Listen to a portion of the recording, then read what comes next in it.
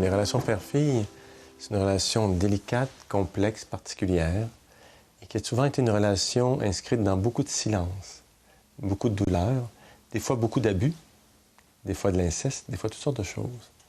C'est des relations où pratiquement les filles ont eu les mains coupées, c'est-à-dire plus capables de saisir le monde, parce que la force active que représente le père ne les avait pas activées à être dans le monde des êtres en action dans une société. Maintenant, ces relations-là, père-fille, avec le mouvement des femmes, avec aussi le réveil des hommes, sont vraiment en train de changer.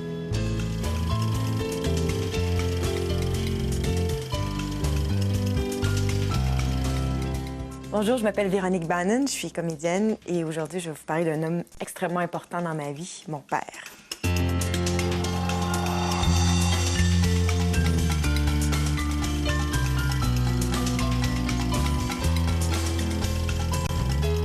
Je suis Bernard Fortin, je suis comédien.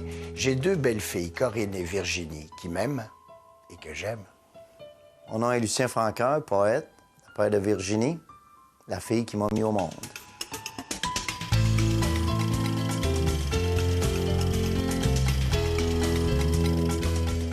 Je m'appelle Geneviève Borne, je suis animatrice à la télé et j'ai un papa Superman.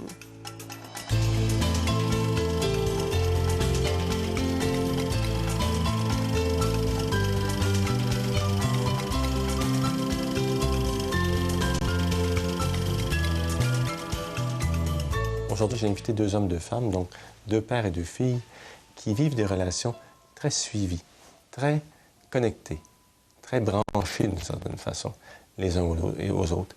Et je voulais savoir ce que ça donnait. Est-ce que ça avait juste des bons côtés ou ça avait aussi ses ombres? Et c'est ce qu'on va apprendre avec nos invités. Alors, bonjour, bonjour. D'abord, Bonjour. bonjour. Bon, merci d'avoir accepté cette invitation à parler des relations père-fille. Je vous avais invité à apporter un objet qui symbolisait cette relation-là. Alors, c'était pour vous faire travailler avant d'arriver. Alors, qui veut commencer avec son objet? Lucien, veux-tu nous présenter ton objet en commençant? J'ai l'air d'avoir le plus gros objet, peut-être. Oui, donc. Donc, la guitare, c'est que ma fille, Virginie, savait que j'ai une passion pour les guitares. J'ai 14 guitares. À un moment donné, elle est allée voir mes amis Tony, ils ont fait ça tout en secret. Ça remonte à pas tellement longtemps, et c'est dans la dernière année. Et c'était pas pour ma fête, rien de ça.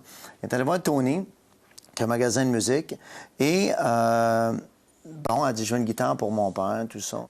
Et c'était un moment crucial. Virginie était adolescente, là, elle vivait sa crise d'adolescence, et puis on avait un conflit assez profond. Et peut-être qu'on va reparler de ça tantôt, mais bref, la guitare, c'est un lien qu'elle a voulu créer à travers quelque chose qui était au-delà des paroles, parce qu'on ne se rejoignait pas par le langage. On voulait qu'on chatte ensemble sur l'Internet. J'aimais pas ça chatter, à m'installer le truc pour chatter, comment ça s'appelle ça, le truc que tu peux communiquer ensemble. Donc, MSN. Le MSN, elle m'a installé ça. Et puis, j'aimais pas ça aller là. Et finalement, qu'elle fasse un détour et qu'elle passe par la musique et par un instrument de musique, donc c'était audacieux. Et puis, donc, c'est ça. C'est un moyen de me communiquer qu'elle voulait, d'après moi, qu'on voulait qu'on se rapproche. Et donc, de toutes mes guitares, là, ben, c'est cette petite Rickenbacker-là, parce que j'ai une vraie Rickenbacker aussi. Mais c'est celle-là qui...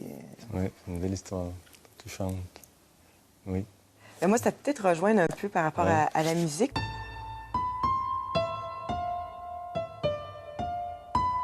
Moi, ce que j'ai emmené, c'est un cartable avec plein de chansons. Mais là, ça donne que c'est des chansons de Noël. Mais mon père, en fait, j'ai appris à aimer la musique grâce à mon père, parce qu'il joue plusieurs instruments de musique, mon père. Puis depuis que je suis toute petite, ben, lui, il joue du saxophone, du piano, puis moi, ben, je chante, puis lui, il joue. Je chante peut-être pas super bien, mais c'est pas grave, lui, ça le dérange pas. Puis, Lucien va nous jouer un petit quelque chose, tu vas chanter. non, c'est ça. Peut-être un rythme. Non, c'est Ouais, avec c'est mon ça. père que non. Mais la musique, c'est ça. Tout de suite, ça m'allume, puis je pense à mon père. Même encore, dans les parties de Noël, on se rapproche beaucoup comme ça. Puis moi, en tout cas, quand j'ai des moments comme ça, seul avec lui, où il joue du piano puis que je chante, ben on dirait qu'on est dans une espèce de bulle.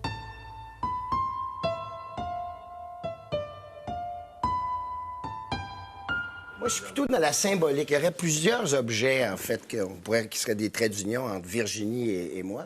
Mais c'était ça le jeu, hein? C'est un objet qui symbolise. Et, en fait, j'ai chacun 2 filles. J'ai Virginie et j'ai Corinne. oui. On parle de relation père-fille. Moi, ça passe à 3, en double. Je suis allé chercher une pierre qui symbolise pour moi la force, la vie, être groundé, être assis, le début des temps, et l'équilibre. Et la roche, la pierre me parle beaucoup, moi. J'ai une campagne et puis je m'installe sur certaines pierres stratégiques sur le terrain et soudainement, je sais pas, je suis bien. Je suis en période ou en moment de remise en question. Et ça me parle beaucoup. Et mes filles me font ce même phénomène-là. Ils m'apaisent, ils sont solides, ils sont bien, ils me groundent. Il me ramène. Je suis du type un peu, moi, quand j'étais jeune, c'est un petit peu le téméraire, le pas raisonnable. J'aurais pu aller un peu dans toutes sortes dans toutes sortes de lieux dangereux pour ma personne et pour physique et pour ma personne morale. Et je m'épivardais pas mal. Et à la venue de mes enfants, à commencer par mon gars, je me suis rassis, je me suis ramené. Quand votre équipe m'a appelé pour que j'apporte un objet qui pouvait symboliser la relation avec mon père, là, j'étais au téléphone, je me dis, mais qu'est-ce que ça pourrait être? Puis là, j'étais devant un miroir, puis là, je portais cette chemise-là. Puis je trouvais que c'était un beau hasard parce que sur cette chemise-là, il y a cette étiquette-là qui est écrit « Borne » dessus. Et ça, c'est que mon père a été dans l'armée très, très longtemps. Puis moi, je lui ai piqué plein de choses comme ça. Bien, il sait, là, mais en tout cas, je lui ai piqué beaucoup de choses. Des trucs, des grades. Si vous ne saviez pas, vous le savez maintenant. Ouais. Donc, et je couds ça sur mes vêtements. Mes vêtements qui sont un peu militaires, là. Puis ça fait des années que je fais ça. Et donc, j'ai 5-6 chemises que je porte sur lesquelles il y a ça. Donc ça, c'est son nom, lui. Donc c'est pas juste Borne, mon nom, c'est vraiment son étiquette à lui qu'il avait sur ses costumes militaires. Donc il a fait du parachute avec ça, il a fait beaucoup d'entraînement avec ça, il a vécu beaucoup de choses. Aussi, sûrement. Oui, bon, c'est sûr qu'il n'a jamais fait la guerre, mon père, mais il s'est retrouvé dans des situations mais vraiment spectaculaires, vraiment héroïque, avec ça sur lui. Et donc, moi, je trouve que j'ai l'impression que je porte ça par fierté, en fait. Par fierté pour ce qu'il a fait, parce que je l'admire beaucoup. Puis en même temps, c'est comme si je le transporte avec moi un peu partout où je vais. C'est ça, j'admire. On va parler de ça tout à l'heure. Ça doit être dur à épauler pour un gars, un père comme ça. Bien, si on cherche son père, bien, ça, je ne le sais pas. En fait, j'ai jamais analysé ça, mais si on cherche son père dans nos relations, oui, la barre, elle doit être haute à ce moment-là. Parce que... Si on passait du côté des attentes que vous pouviez avoir... Moi, j'ai rapidement appris à ne pas avoir d'attente, parce que j'avais un père qui était toujours parti à cause de l'armée ou pour toutes sortes de voyages, toutes sortes de choses. Donc, j'ai été conditionnée très jeune à pas... à vivre avec cette absence-là, sauf que la qualité de sa présence était extraordinaire quand il était là. Donc, j'ai pas l'impression d'avoir souffert de ses absences, puisque quand il était de retour à la maison, il était très, très présent. Mais est-ce qu'on t'expliquait son absence ou c'était expliqué par le contexte? Oui, c'était expliqué par le travail. Moi, je recevais beaucoup de cartes postales. Donc, il te maintenait un lien? Oui, quand même, oui. Lucien, toi, tes attentes devenant père, est-ce que tu savais que tu aurais une fille? Comment tu as vécu ça? Non, je pensais pas avoir d'enfant. Puis pour moi, la famille, c'est assez problématique. Bon, le père travaillait dans une shop, machiniste, la mère à la maison. Puis le père qui rentrait souvent après être passé par l'hôtel. Donc, ça me fait bardasser dans la maison. Alors, puis c'est l'époque, les Beatles sont sortis à ce moment-là, les Rolling Stones. Et puis moi, j'ai comme refusé l'idée de la famille parce que, dans le fond, ça correspondait pas. Moi, c'était la route qui m'attirait. Mais quand Claudine, on était en Californie, ça s'est passé probablement pendant un tremblement de terre. Et puis, à un moment donné, elle m'a dit qu'elle était enceinte. Je me suis dit, on peut pas refuser ça. Et c'était très tard, parce que je me dis, donc c'est un signe. Mais je voulais une fille. Définitivement, je voulais une fille. Je voulais pas un rapport de gars. Je voulais pas comme aller jouer au baseball. Je voulais pas jouer au hockey. Je voulais pas des choses que je connaissais. Pas obligé. Et donc, je me suis dit, ça va être autre chose que de le dire. Et ça va être d'autres expériences. Tu voulais pas parce être que pris avec c'est- un gars puis être pris dans notre... À l'époque, comment? Parce que moi, je suis à peu près le même âge que toi. Tu voulais peut-être pas être pris dans le stéréotype de gars qu'on avait à l'époque. Parce qu'on ne pouvait pas y échapper à l'époque. C'est ça. Donc, On c'est était pour pris ça, là-dedans beaucoup. C'est pour ça, donc, ne pouvant pas y échapper, je me suis dit, le seul moyen de vivre quelque chose d'original, C'est ça. différent, ça serait une fille. Oui, oui. Une fille va emmener de la tendresse, je vais la reconduire au cours de ballet, je pense à ça. Et finalement...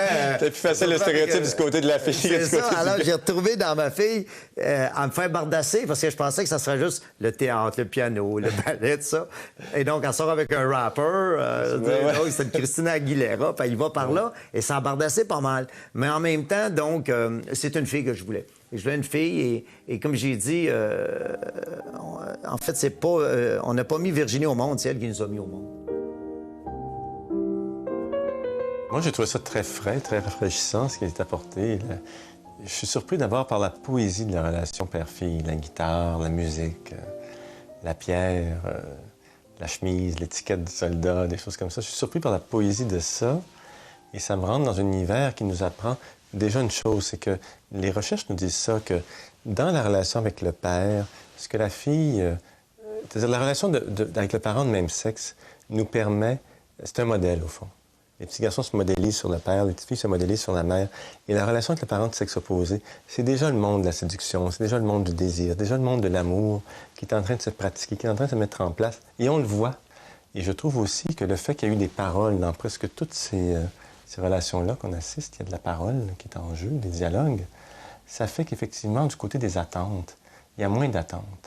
Parce que c'est sûr, le silence, le non-dit, va créer une grande attente. Tu connais pas ton père, il n'est jamais démystifié. Et là, tu as une grande attente par rapport à lui et tu as une grande attente par rapport aux hommes. Et ça a souvent fait que cette attente-là dans le silence a souvent fait que les femmes, d'une part, idéalisaient le masculin et d'autre part, se dévalorisaient. Hein? Il ne me parle pas parce que je suis pas assez belle, je suis pas assez fine, j'ai pas assez de fesses, j'ai trop de seins, pas assez de seins. Tout y passe. Tandis que quand de la parole, tu as beaucoup moins d'attente, tu te sens plus reconnue, tu te sens plus existante, moins d'inquiétude et plus de confiance. Alors, c'est ça que j'apprends de cette première partie-là.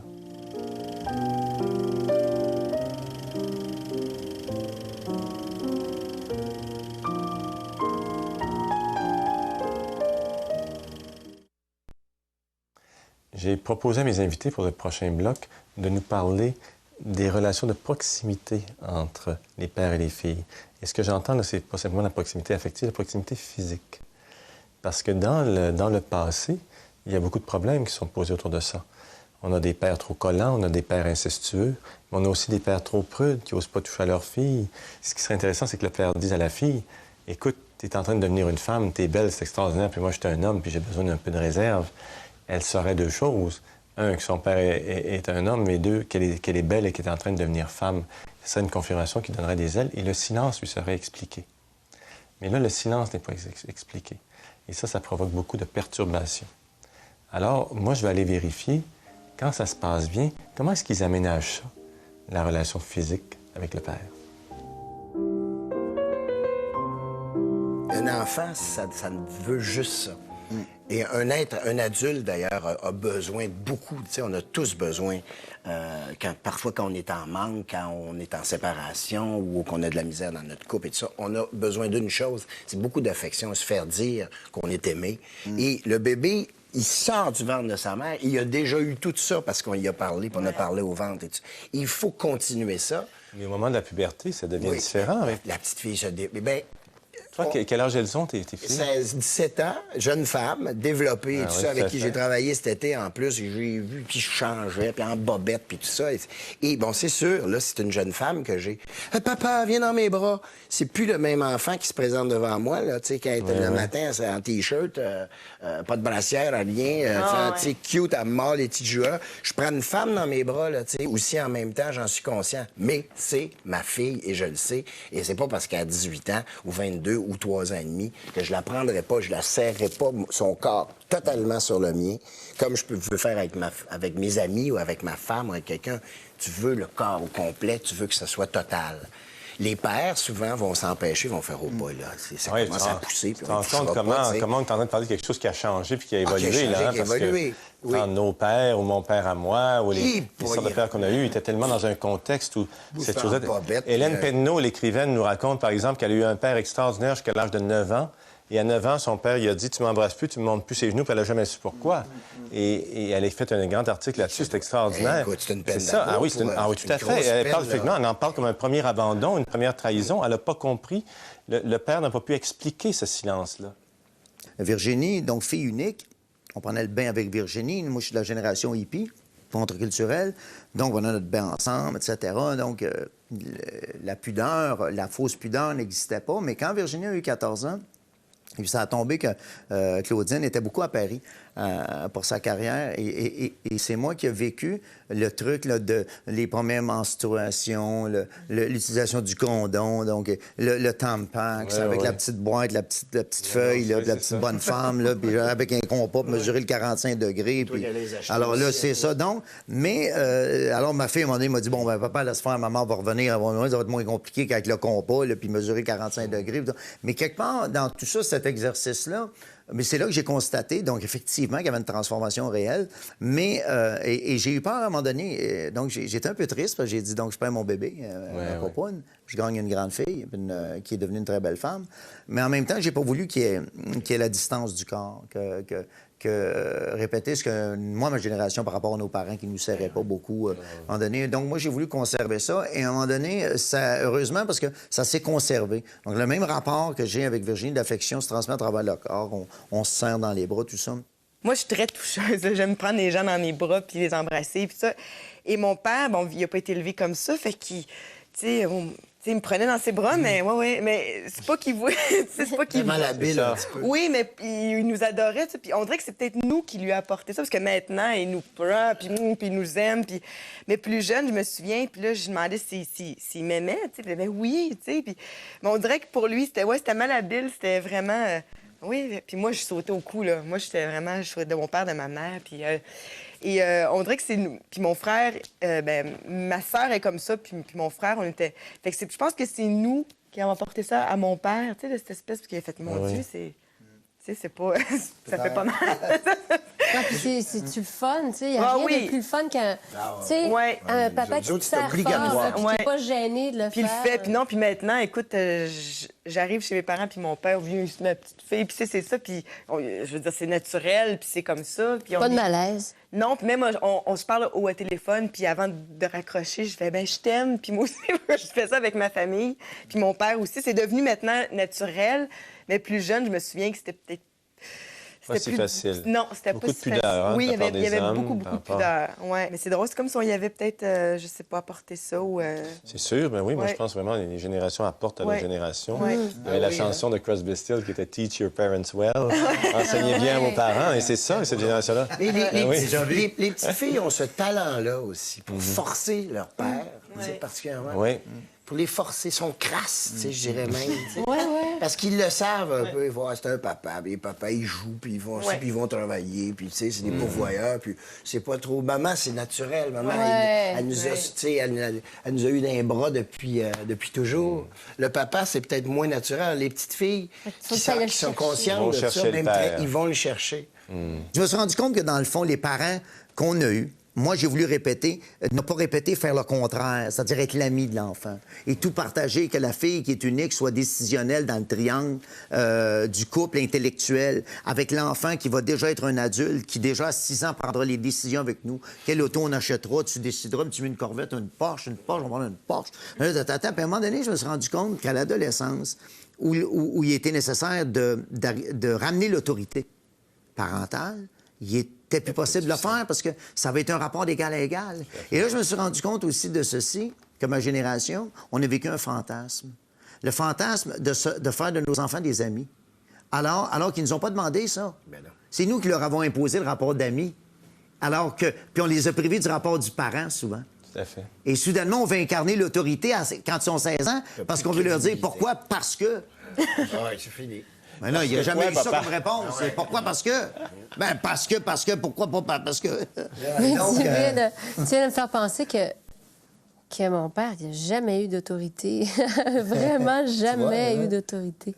Ça n'a jamais été une figure autoritaire. Ça n'a jamais été quelqu'un qui m'a dit « tu fais pas ça » ou « je veux pas que tu fasses ça » ou à moins que ma mère lui dise « écoute, peux-tu parler à tes enfants, leur dire que ça se fait pas de je sais pas moi, c'est la mère qui des dit. roches Ton aux frère, voisins, ça se fait pas, peux-tu... » Mais lui-même, de réprimander, de reprocher, de nous remettre dans le droit chemin, ça y aurait même pas, ça lui serait même pas venu à l'idée. Est-ce que le père a pas comme peur de plus être le séducteur ou plus avoir ce regard d'admiration-là? Donc, il va jamais vouloir lui réprimander. Et c'est la mère, souvent, qui a le rôle ingrat de dire, ben dis-lui, là.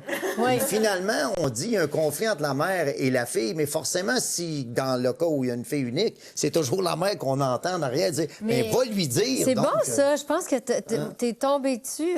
C'est vraiment ça. Je pense que mon père voulait toujours garder cette espèce de beau rôle-là, de l'amuseur. Il est disponible. L'entertainer dans la maison est drôle, il y a plein d'histoires à raconter, tout ça. Puis donc, pour lui, de réprimander mon frère qui serait, je sais pas moi, qui aurait raté l'école, c'est un petit peu briser le party qu'il y a dans la maison. Ça laisse les mères dans un rôle ingrat. Oui, tout à fait. Oui, tout à fait. Parce que ça aussi, on voit ça en thérapie. Je me rappelle dans une fille dont le père était marin. Elle le voyait très, très peu.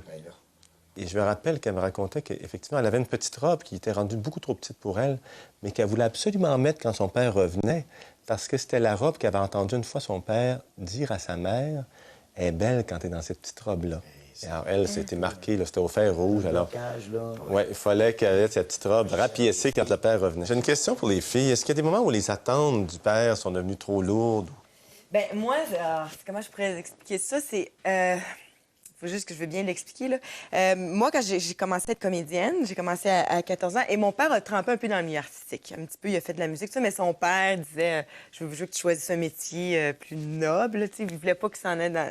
Fait que lui, mon père s'est toujours dit, si un jour, il y a un de mes enfants qui vient dans le milieu artistique, jamais, je pousserai pas, mais jamais je vais y en empêcher, puis je vais l'encourager. Fait que moi, ça a donné que c'était moi.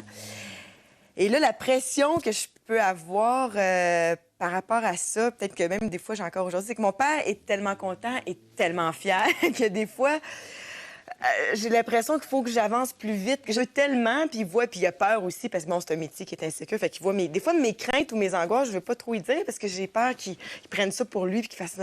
Mais ça, des fois, cette pression-là, je dis, quand j'ai eu mon premier rôle au cinéma, il pleurait, là, puis j'ai toujours rêvé de voir ma fille au cinéma, sur grand écran. Fait que des fois, je me mets peut-être moi-même cette pression-là, mais je sens des fois que... Oh mon Dieu, on dirait qu'il faudrait que tout de suite je sois au top ou je sais pas, on dirait avant qu'il meure. C'est niaiseux, mais des fois j'ai comme... J'étais sur scène avec ma fille cet été. Ça devait être... OK, et j'ai monté le show et je mettais ma fille en scène. Alors, sans même me poser la question, écoute, il faut qu'elle, dans sa petite tête à elle, qu'elle performe. C'est son papa qui monte le show. C'est son papa qui a donné un rôle. Moi, convaincu qu'elle pouvait le faire, j'ai pris la comédienne, j'ai pas pris ma fille. Mais elle, cette pression-là, qu'elle s'est probablement mise sur... On se la met. Et comment t'as fait? Comment tu... Ben, j'en ai parlé à un moment donné parce qu'on chicanait, on chicanait. J'ai fait, écoute, papa, je vais t'expliquer quelque chose. Je dis, là, moi, j'ai l'impression qu'à chaque fois que je... En fait, au début, j'allais passer des auditions, puis je me disais, si je l'ai, il va être content.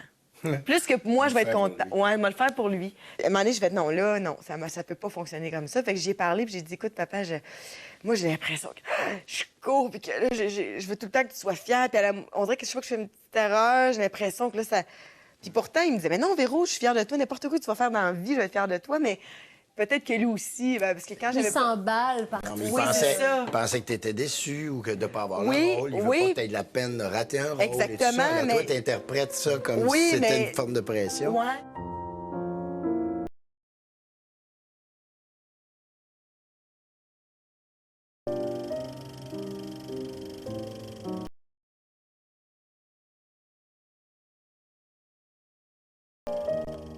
Quand j'étais petite, tu as toujours été présent. J'étais un vrai moulin à parole et puis toi, tu m'écoutais. Il y a une période de notre vie où ça n'a pas été facile, puisque le seul mot que tu avais à l'esprit était l'argent, la réussite, les placements, l'économie, tout ce que j'avais besoin selon toi pour réussir dans la vie. Malheureusement, pendant longtemps, c'est cette image que j'ai eu de toi. Depuis que je suis partie de la maison, je trouve que notre relation a beaucoup évolué et je suis très contente des conversations que nous avons maintenant. C'était pas encore la relation de proximité que j'ai avec maman, mais c'est comme mon équilibre dans la vie. Merci d'être dans ma vie parce qu'elle n'aurait jamais été pareille.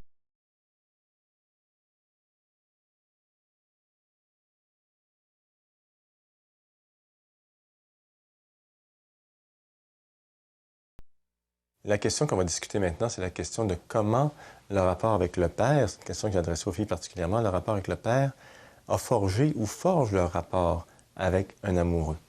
Parce que ça, on le sait au niveau de la psychanalyse, qu'effectivement, l'image du père va être terriblement formatrice de ce qu'on a appelé l'animus ou de l'image du masculin chez une femme. Donc, elle est très formatrice de ça et c'est souvent quelque chose qui rappelle ce père-là qu'on va chercher. Si les problèmes ont été réglés avec lui, tant mieux, et on cherche le côté positif de ce père-là. Si les problèmes n'ont pas été réglés, c'est avec l'amoureux qu'on va les régler. Alors, je voulais voir si, dans ce nouvel âge, c'est encore sur ce mode-là qu'on était. Et donc, ma première question aux filles, est-ce que vraiment la relation avec votre père a forgé votre rapport avec l'homme? Moi, j'ai pas l'impression que j'ai recherché mon père dans mes relations amoureuses, parce que si j'avais recherché mon père, j'aurais cherché toujours un gars très sportif qui va escalader des montagnes, puis qui, tu sais, bon, très actif. Moi, c'est plutôt... j'aime bien les intellos. Est-ce que tu as besoin que ce soit un gars qui soit stimulant, comme ton père a pu l'être, à d'autres niveaux? Sur d'autres Bien, sans aucun doute, hein? Ah, oui. Oui, c'est vrai. C'est Quelqu'un dans de... l'attitude, oui. Oui, c'est sûr. Moi, là, mes parents, ça fait 28, 29 ans qu'ils sont ensemble. Ils ont passé par toutes sortes d'épreuves. Moi, j'ai vu ça beaucoup, tout ça. Puis quand j'ai eu mon premier vrai chum, je suis vraiment, tu sais, tombée amoureuse, puis tout ça. Là, lui, je disais, écoute, là, on va vivre des affaires difficiles, mais on va passer au travers. Puis moi, c'était le père de mes enfants. Puis c'était vraiment... Tu sais, puis je voulais me sentir... Moi, je me sentais en sécurité avec mon père. Je voyais que ma mère était en sécurité avec mon père. Tu sais, il était vraiment... Là. Puis moi, je voulais me sentir comme ça avec mon chum. Je voulais avoir le même sentiment avec mon chum que j'avais avec mon père, en quelque sorte. Et là, le pauvre chum, parce que ça a été... moi, je me projetais, là, puis là, on avait une petite chicane, mais non, c'est normal qu'on pense... J'imagine, moi, mes parents, ça fait 20 quelques années qu'ils sont ensemble, ils ont pensé à bien pire que ça, là, on va passer au travers, tu sais. Puis là, ils étaient là, c'est ça, tu sais. Puis, bon, on s'est laissé, c'est sûr, là, mais sauf que Manny, il a fallu vraiment que... On dirait que c'est ça que je cherchais mon père, Quand je posais des questions à mon père, ou je posais des questions à mon chum, je voulais que ce soit pas mal pareil, tu sais, que ça soit pas qu'il fait... Tu sais, quand, mettons, mon chum me faisait « Mais je comprends pas », je connais « Quoi? Tu comprends pas? » Tu sais, puis là, mais voyons, comment tu connais pas ça? Comment ça, tu comprends pas ça? Puis c'était lourd pour moi, c'était lourd pour le gars aussi, tu sais, parce que je voulais retrouver ça, je voulais retrouver... moi, quand je partais en voyage avec mes parents, puis il arrivait quelque chose, mon père me sortait de la situation tout le temps. Il y avait toujours puis je me disais, puis la première fois que je partais en vacances avec mon chum, s'il arrive quelque chose, est-ce que ça va être, tu sais? Puis jusqu'au jour, je fais, gars, moi, je suis une personne aussi à part entière. Là, je vais commencer à me fier aussi sur moi. C'est exactement, tu sais. Fait que ça a été un travail aussi, là. Mais jusqu'au jour où moi aussi, j'ai fait, bon, mais moi, je suis un être humain. J'existe aussi. J'existe aussi, tu sais. C'est ça, moi, je me demande, c'est pas effectivement ce moment-là où tu dis, moi, j'existe. Oui. Et mon chum n'a pas besoin d'être comme mon père. Et ce que mon père m'a donné, c'est à moi qui l'a donné, c'est mon héritage. Exactement. C'est ce moment-là où tu dis, moi, j'existe avec cet héritage-là, c'est extraordinaire et j'avance. Le père, il veut pas que tu sortes avec lui, avec son image. Il y a des pères qui auraient voulu ça, là. Peut-être. Non, mais mon père, oui, non, là, c'est la vieille histoire. Non, c'est la vieille histoire. Exactement, non, Tu mon es père a quelqu'un de jamais... nouveau puis C'est ça. de différent. Mais heureusement, c'est ça aussi aujourd'hui, tu sais, parce que... Mais sauf que je pense que c'est vrai parce que je repense à cette relation-là, puis en même temps, dans un certain sens, je suis peut-être contente d'avoir vécu ça parce que c'est ça qui m'a aussi réveillée. Puis maintenant, je suis contente de faire, ben moi, c'est ça, je suis comme ça. Puis mon amoureux est comme ça, puis ça marche, cool, tant mieux. Ça marche pas, ben, tu sais. Mais c'est plus maintenant de me voir à travers son regard, de faire, OK. Puis même quand j'étais plus jeune, c'était peut-être comme ça aussi avec mon père. Je veux dire, il me trouvait bonne, il m'a vu, t'étais bonne, j'étais bonne, tu sais. Mais maintenant, c'est, non, moi, je suis contente de ce que j'ai fait. Puis, mais en vieillissant, de toute façon, nos choix vont pas nécessairement plaire à nos parents, Ben tu sais. Moi, ce que j'apprends de travers Véronique, principalement, c'est que il y a une séparation nécessaire dans la relation père-fille. Il y a un deuil à faire de quelque chose, et du côté de la fille, et du côté du père. Sinon, la fille est prise dans les attentes du père et va tenter de chercher des modèles différents du père. Ou bien la fille, au contraire, a aimé l'attente du père, mais a besoin de s'en dégager. À ce moment-là, elle peut aller vers quelqu'un qui ressemble au père. C'était ça l'idée de Freud qui disait on résout le complexe d'Édipe en allant vers quelqu'un qui ressemble à la mère pour le petit garçon, et quelqu'un qui ressemble au père pour la fille. Il y a un transfert qui se fait. Il est important, ce transfert-là. Sinon, la relation devient impossible. Si la relation père-fille reste trop nouée, d'où le réflexe spontané de Véronique de dire, bien là, papa, on a besoin de couper, de se séparer un peu. J'ai besoin d'exister. C'est pour ça que je soulignais dans notre entretien, peut-être que le moment de la séparation, c'est le moment où une fille dit, bien, j'existe en dehors de mon père, et mon père, je l'ai en moi. C'est pas simplement l'être à l'extérieur, je le porte en moi, son héritage, je le porte en moi. Il va me permettre d'aller vers un homme, mais comme je suis avec cet héritage-là, cet homme-là va pouvoir être différent. Sinon, c'est impossible d'accueillir un autre homme dans sa vie. Comment t'as fait, maman, pour trouver le bon gars? Tu l'as connu comment? Tu l'as aimé pourquoi? Est-ce qu'il y en avait juste un dans tout le présent siècle? Et il se trouve que c'est toi qui dors avec. Comment t'as pu trouver un homme qui n'a pas peur, qui promet sans trembler, qui aime de tout son cœur? Je le disais il y a longtemps, mais pas de la même manière. T'as de la chance, maman. Le plus fort, c'est mon père. Le plus fort, c'est mon père.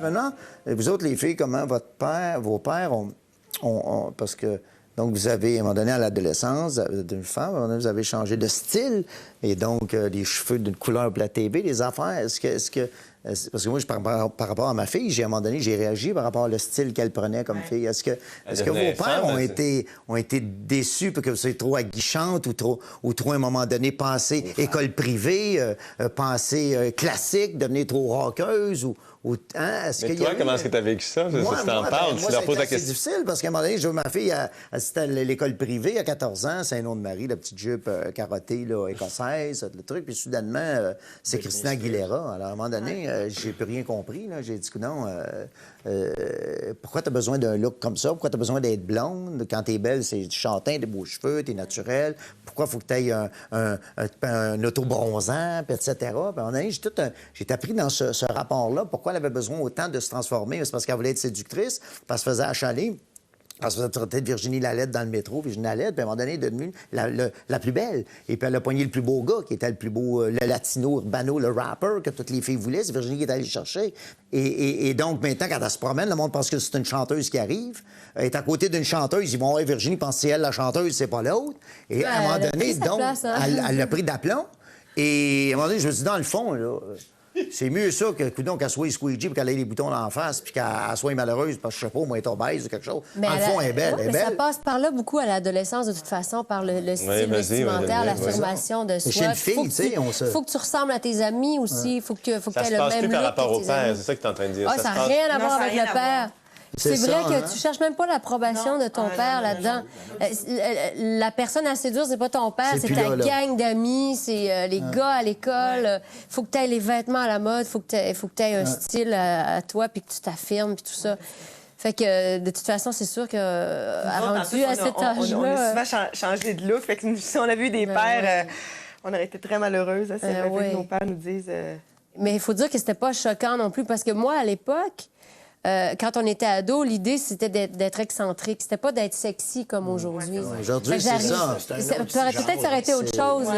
On n'essayait pas d'être sexy du tout. Mais le message est très sexuel aujourd'hui chez les filles. C'est pour ça que le rôle des pères... Moi, j'avais les mères qui m'appelaient à la maison l'été passé. Est-ce que ma fille est là?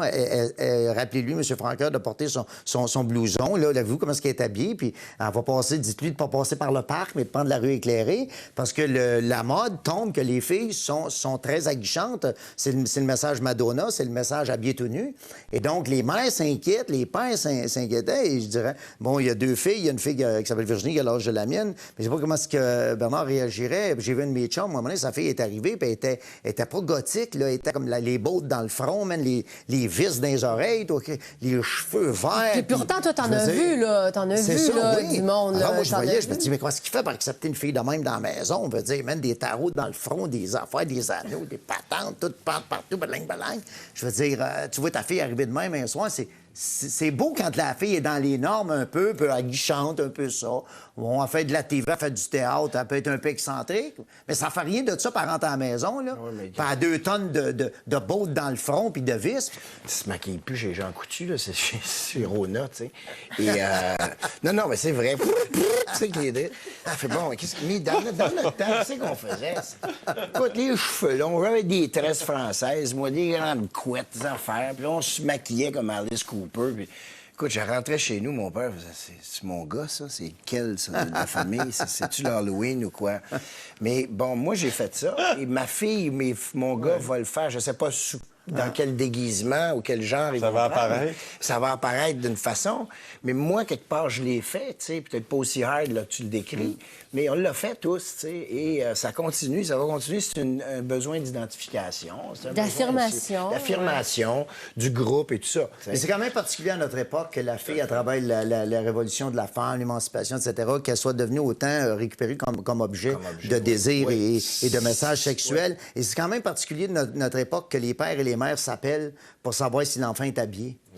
Je veux dire avant, c'était comment il est habillé. Là, c'est pas ça. Es-tu habillé? Es-tu habillé? Ouais. As-tu sa camisole? As-tu du linge sur le dos? Es-tu en soutien-gorge, là, en voiture? Donc, c'est quand même un truc particulier qui... Les gars sont de plus en plus habillés, eux autres. Les culottes à bris tempo, l'ambule sécheuse.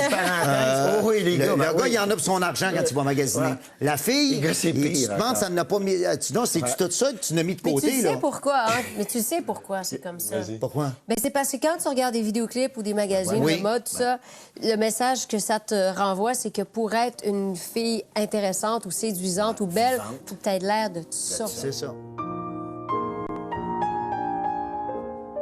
La question de l'habillement qui éclate dans l'émission, que Lucien apporte et à laquelle Geneviève répond aussi, c'est une question extraordinaire. C'est une question à laquelle on n'a pas de réponse. On était tellement dans un contexte, nous, réprimant au niveau de tout ça, de la sexualité, du corps et tout. C'était peut-être inévitable et incontournable qu'à un moment donné, le corps nous éclate en pleine face comme ça.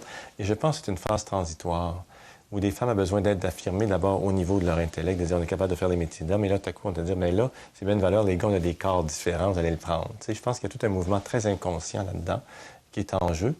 Je pense qu'on pourrait aussi l'interpréter comme un appel du père quand le père est absent. Et je pense aussi que la réponse de Geneviève est très intéressante quand elle lui dit, mais à 14 ans, tu n'es pas en face de ton père, tu es en face de tes pères, P-A-I-R-S, tu es en face de tes amis.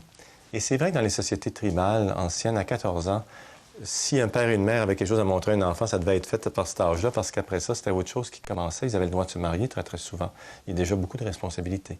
Donc, on vit dans une société où, à 14 ans, on dirait que les enfants veulent reprendre cette autonomie-là qui a existé auparavant. Et je pense que ça nous questionne beaucoup sur le fait de, effectivement, peut-être qu'il y a des héritages à donner avant cet âge-là et des confiances à avoir après cet âge-là. Et ça veut dire qu'il faut que tu aies appris à négocier. Bien sûr, il y a encore une place pour mettre des balises, des points de repère et tout ça. Mais, comme disait Lucien,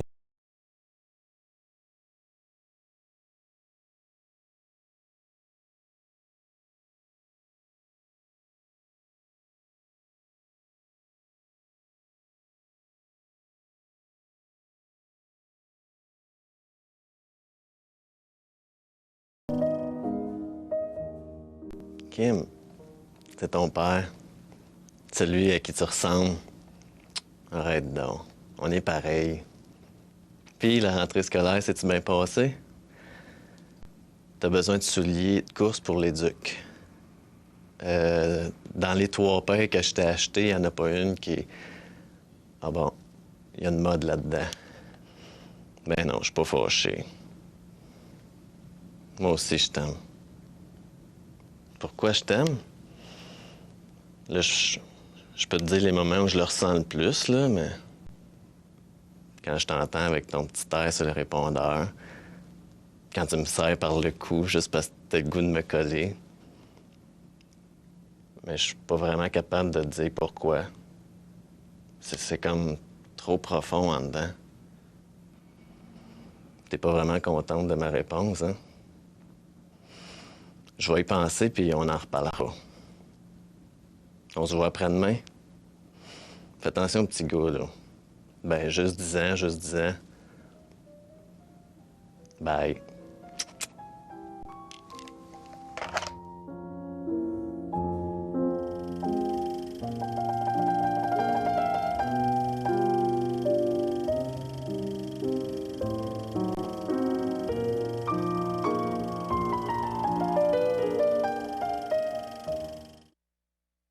là, j'étais intéressé à savoir, pour conclure, qu'est-ce que ça leur a donné comme expérience en tant qu'individu d'avoir ce père-là dans leur vie ou d'avoir cette fille-là dans leur vie quand ils sont pères. Ça m'intéresse parce que c'est comme une façon de se dégager, d'avoir un regard là-dessus aussi, de se dire, tiens, c'est un être humain que j'ai rencontré.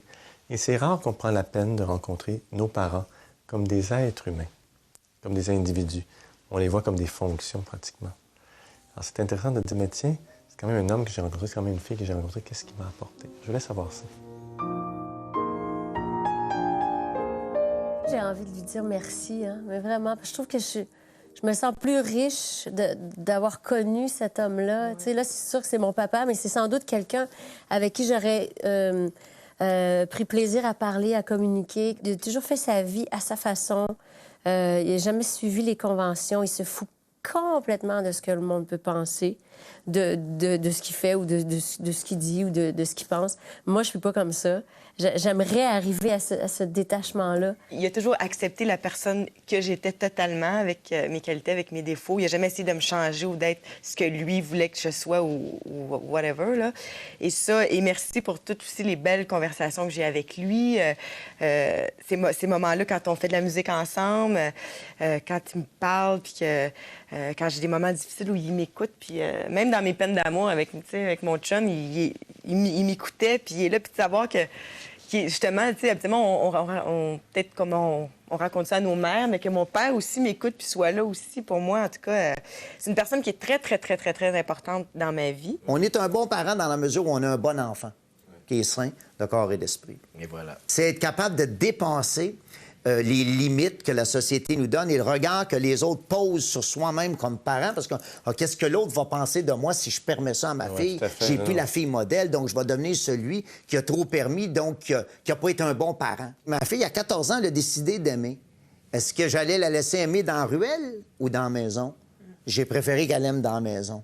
Aux pères qui ont de la difficulté, qui ont peur d'avoir de la difficulté avec eux, écoutez des émissions comme celle-ci, lisez quelque chose, allez sur Internet, faites de quoi, bougez-vous et dites-vous que le silence amène à rien. Et puis qu'on apprend en se parlant, et the name of the game is communication, en affaires, en amour, en politique, sur la planète, partout. Si on se parle, si on se dit des affaires comme on vient d'entendre ici, à nos parents, à nos enfants, il va se passer quelque chose. Très souvent, celui à qui tu veux parler attend juste ça, vice-versa.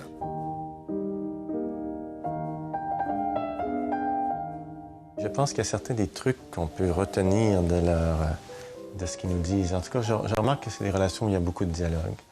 Je remarque que c'est des relations aussi où les filles sont actives. Quand Véronique nous dit, bien, je peux aller le chercher, mon père, quand ça va pas. Là. Il y a une chicane, mais ça va pas. Je vais aller le chercher. Donc, je trouve que là, c'est une génération qui a le luxe des mots que peut-être les pères n'ont pas ou n'avaient pas. Et on va chercher. Et ça, je trouve ça extrêmement bienvenu. C'est pas toujours aux parents de faire le pas. Des fois, c'est aux enfants à le faire. Mais une chose que je sais, parce que je l'ai appris à travers beaucoup de groupes d'hommes et de femmes, c'est que quand les parents meurent, les problèmes ne meurent pas avec. Et ça vaut la peine de les régler.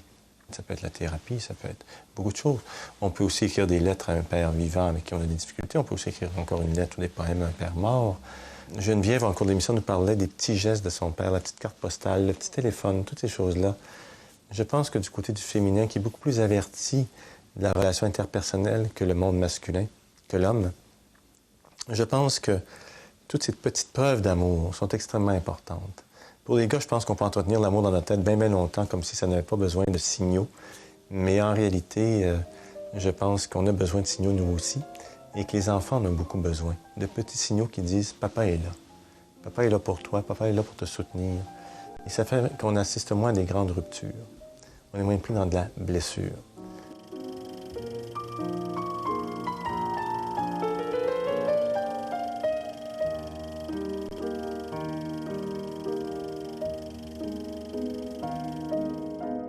La première fois que je t'ai rencontré, tu n'avais pas tout à fait 2 ans. Ta maman et ton papa venaient de se séparer et moi, j'entrais dans ta vie. J'avais 1 an et demi, donc je ne m'en souviens plus très bien. Cependant, je me rappelle que j'adorais aller au parc avec toi et faire du toboggan. Tu as maintenant 11 ans et quand j'y repense, tout s'est fait tellement naturellement. Très tôt, tu as beaucoup compté pour moi et je t'ai tout de suite considéré comme ma propre fille. Tu sais, je t'aime tellement.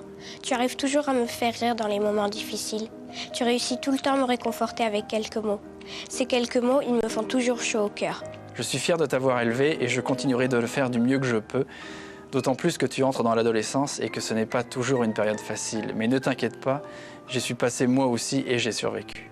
Je suis tellement heureuse que tu sois là avec moi aujourd'hui. Tout au long de ces 10 dernières années, tu m'as beaucoup apporté, beaucoup de joie, d'amour, et je t'en remercie. Jean-Bertrand, je ne te remercierai jamais assez pour tout ce que tu as fait pour moi.